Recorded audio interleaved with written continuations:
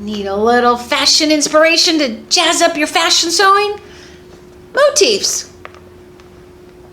I'll tell you all about it coming up.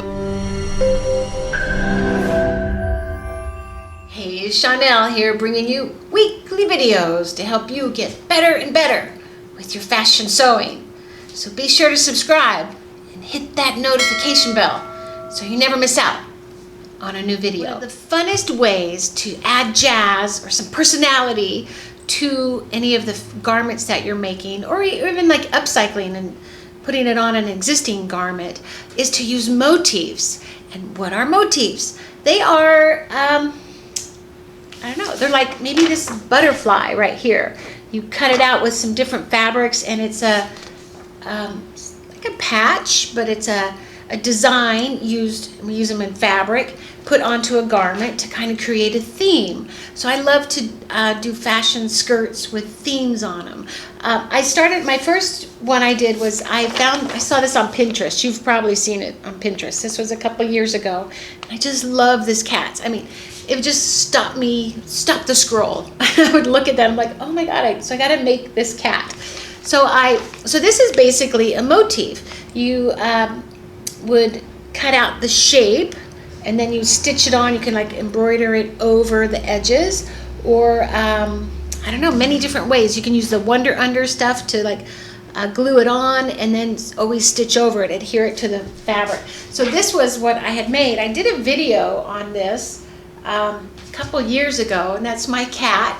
And so it kind of looks like that. And I did it on this big poncho kind of thing. And I just really wanted to make this cat, and it looks so fun, or looks cool with white jeans, and you just wear it in the winter, and it's just sparkly fun just when you're going out. So that was one of my favorite motifs. And then I have this evening gown. I did another video on this one. I had this evening gown that I upcycled years ago. It was a cocktail dress, and I turned it into, I cut off the whole bottom of it and made another. Actually, I put the black skirt on. I had 6 yards of 4-ply silk from my stash from years ago, and that fabric was back then about $60 a yard. So I was like, wow. I had exactly enough to do a big full skirt with it. So it was this right here. So the first year I did I call it my Crayola dress. I put gauze in it, and I think I just sewed it right on top, and there were different colors of other silks, so it looked like a Crayola crown. So then the next year I took those all off, and actually the dry cleaner damaged them, which is weird. Like this black fabric dyed into the thing, so it didn't matter. The dry cleaner's still going, why didn't that girl come back to complain to me? But I was like, I'm taking them off anyway. So I took them off, and then I added a lobster. This is on an evening gown. And if you know, look at, that's a whole mosaic right there. So if you know anything about Elsa Schiaparelli, she did a lobster dress back in 1937, I believe, and it was all over Vogue magazine, and one of the European royal family wore it and made it popular. But I did a mosaic of a lobster, and I have the picture of, this one was like way easier to draw than the cat. I could not get the cat right. I was working all over it. But this was the lobster. That was a pattern I did, and then I pinned it onto sparkly fabric.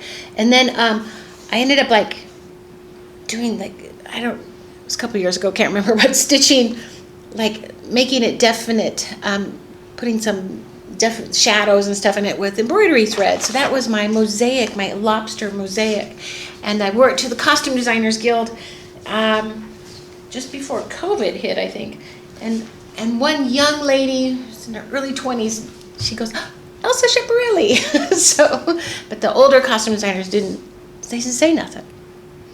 Do they not know their fashion stuff? But so that was my fun mosaic. So ever since then, I was like, you can make anything. Like you can just take a basic piece and then put mosaics on it and just really make it truly one of a kind and creative. Here's another skirt that I just did. This video is just out. This is my piano skirt, and I made mosaics of notes. I don't even know what they're called. There's another one in here somewhere. Look, you can't even see it. And I hid them in here instead of what it's called. I'm not even gonna say what it is because I don't know what it is. I'm not musical at all, but I love piano print fabric for some reason. But look, just fun, and those came from clip art.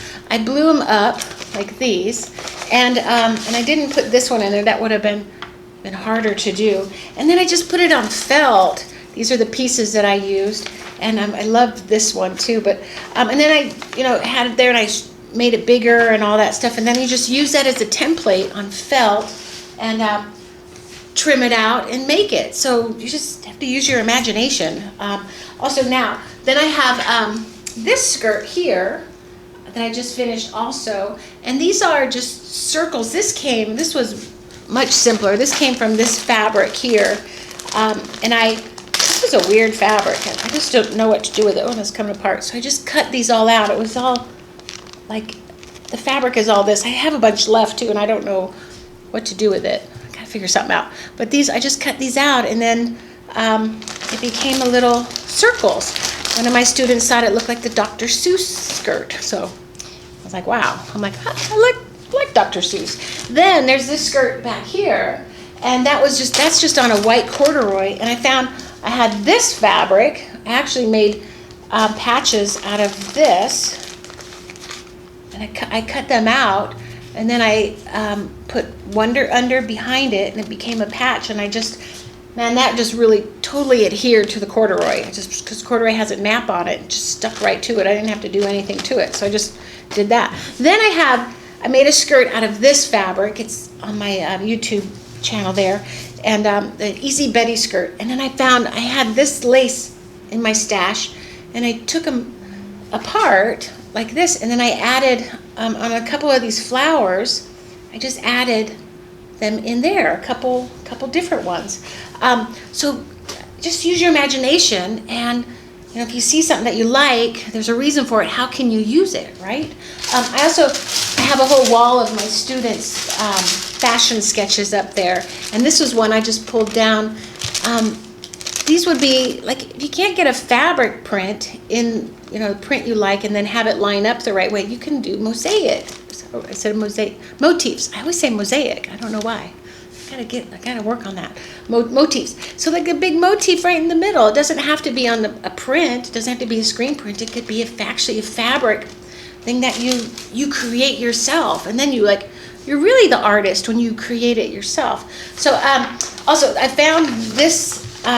This is Jane Krakowski or something. She was on a show the other day, and she was wearing this beautiful blouse. This is a bigger shot of her, and those are all mosaics, and they went all the way around the shoulder, and I was like, oh my God, that's so beautiful.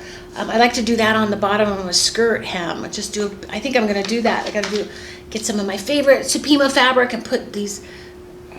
What are these these flowers? I'm not a gardener either. Actually, you don't want me in your garden because I kill all your plants. It's not good. Then I found, so go on Pinterest and you can find like just great little ideas. Like this is just a striped knit fabric, it looks like, and then the cats are there. They're so cute. And then I love this one. Oh my God, kitties on a wire on the edge of a skirt. I just love this one. And that one, there's one of my other favorite ones here. Let's see if I can find it now. Oh, this one I have to do. It's bird on a wire, because I don't know if you know about me, I love birds on skirts. I'm always kind of I have several skirts with birds on it, but I want to do this with mosaics. I can't wait to do this one. I gotta put this over here because I'm going to be doing that one. Then I was looking in pattern books, and they even have, look at that. That's that looks embroidery. I'm not sure, and it goes all the way down the legs. So there's so many ideas. What are poodle skirts? Those are motifs right here. I think I said mosaic again back there, but look at these cute little, oh my gosh, and then just do the ropes on that. That could be with embroidery thread if you do the chain stitch through it. And I think this is where I got the idea from the lobster dress, was the swan dress. And look at this beautiful blue gown and swans around the waist. How do you get that? Do a motif. This is probably a very couture dress, and it's probably all beaded, a swan kind of thing. So to start, go look on clip art. Like I got this clip art library, and you can print them and blow them up, and then you can actually cut them out and get the shapes. And then you can use the chalks and the friction pens that draw on the felt or any other fabric, and it steams right off. And then you actually put the Wonder under there, and it's hard to say, Wonder under there. Whatever. And then, but all these, there's so many motifs. And then I love this butterflies, because butterflies are really popular right now. And then you just have to, you know, do the black, cut away the black, and then do the orange, or any color you want, obviously. But motifs can really add fun. I just did a skirt with butterflies all over it, and I used a printed fabric, and I took it home to pack because I'm traveling and somewhere hot, and it's a real comfortable skirt, and I forgot to bring it back. So I put butterflies all over. It's called the butterfly skirt, and I don't know when the video will come out, or it's already out, I'm not sure. I just make these, and then sometimes I have to finish them and all that. So I'm looking around because I was going to show you something else. Camera lens doesn't go all the way over here. So jazz up your skirt or garments, anything. Put butterflies up the leg on your pants and just make some fun. Put your clothes into some fun, some creative, artistic fun. It should be fun. I wear basics all the time, like my my tank tops. I need to put things on my tank tops. Anyway, all right. So try some motifs, and if you like this video, you learned something new, give me a thumbs up, and I'll put the links below for the Wonder Under, and I think that's all. And friction pens and stuff. I don't know if you're using those. Those are great. I have another video out on my 3 favorite tools, and those friction pens are in there. Really great to mark on fabrics, because we seamstresses, we mark on fabric. Kind of strange, isn't it? Anyway, I'll see you in the next video.